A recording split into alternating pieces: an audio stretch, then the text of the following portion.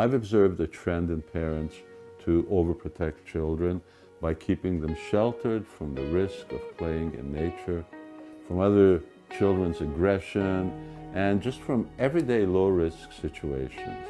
When I was a boy, say from the age of 10 to 15, during the summer, I would go fishing with only my dog. I was gone all day and returned for supper.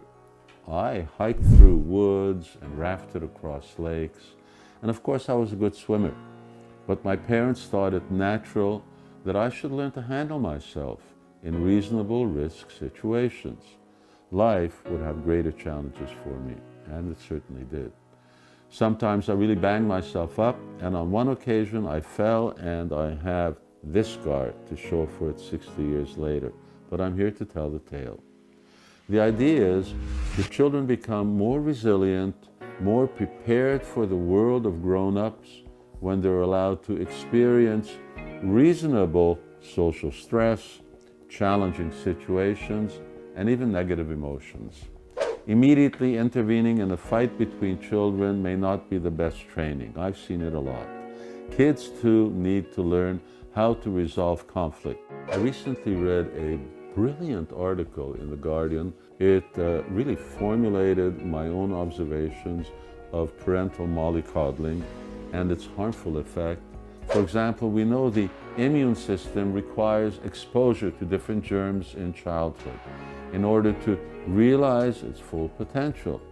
Parents who overprotect their children from the environment with all its germs, dirt, and allergens deprive the development of the child's immune system, and so actually put them at higher risk of infection in the future. Deprived of such exposure, such inoculation, they are most likely to suffer later when challenged with teasing or discrimination. Kids need friends, loving parents, and preventative education from environments of excessive violence and intensive bullying that will certainly alter their psychological and physical health. We need to teach children to treat other children with kindness and respect. Having said that, exposure, say for example, to certain levels of stress are important for their development.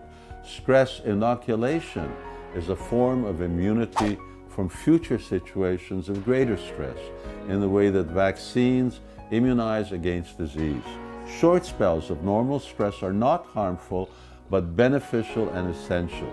Anxiety disorders and depression means the inability to deal with stress amongst teens and young adults is rising faster than the available therapists to meet the need.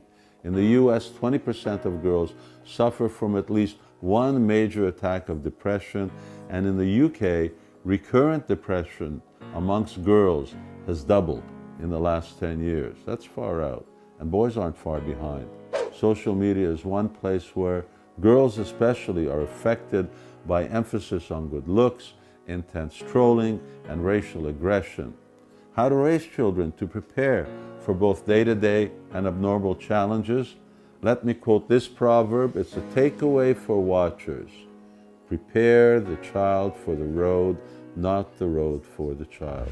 Even though we live in a new world in the way that my parents let me roam through the countryside as well as suburban Montreal, let your kids roam. It's their nature. But as you do, teach them things like recognizing danger and working out disputes with their friends. Inoculate your children with experiences and let them grow.